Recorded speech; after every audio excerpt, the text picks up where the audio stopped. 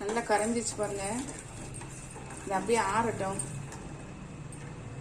ஆறின பிறகு நம்ம வடிகட்டிடுறோம். ஒரு மிக்சி ஜார் எடுத்திருக்கேன்.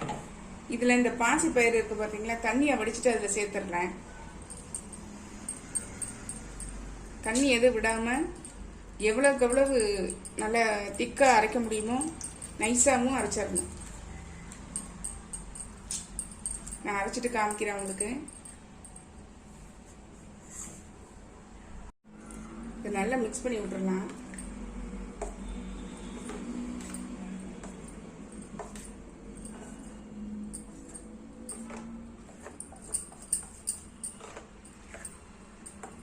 இது கூட 2 டேபிள் ஸ்பூன் வந்து அரிசி மாவு,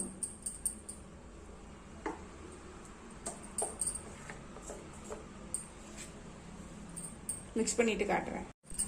ஒரு பிஞ்ச் அளவு வந்து ஆப்ப சோடா சேர்த்துக்கிறேன் பாருங்க.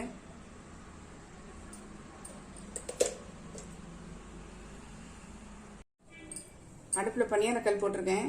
ஆயில் விட்டுக்கலாம். ஆயில் இல்லைன்னா நெய், இல்லை நெய்யும் ஆயிலும் கலந்து விட்டுக்கலாம். அது நம்ம விருப்பம்தான். நல்லா சூடாயிடுச்சு பாருங்க. நம்ம இப்போ இதை வந்து ஊற்றி எடுத்துடலாம்.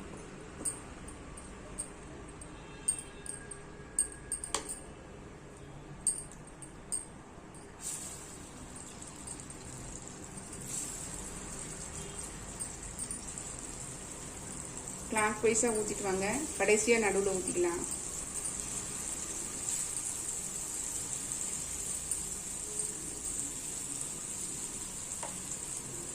நான் வேகட்டு காமிக்கிறேன்.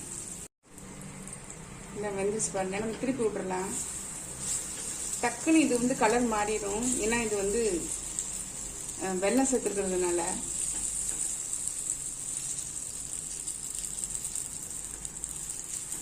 கல் சூடாயிடுச்சுன்னு நீங்கள் சிம்மில் வச்சுக்கோங்க.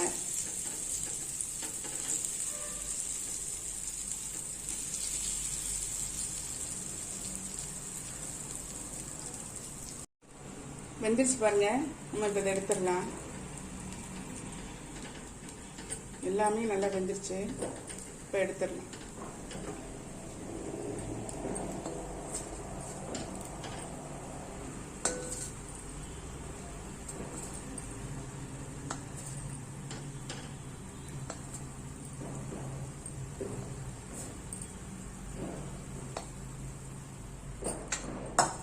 அடுத்ததை ஊற்றிடலாம்.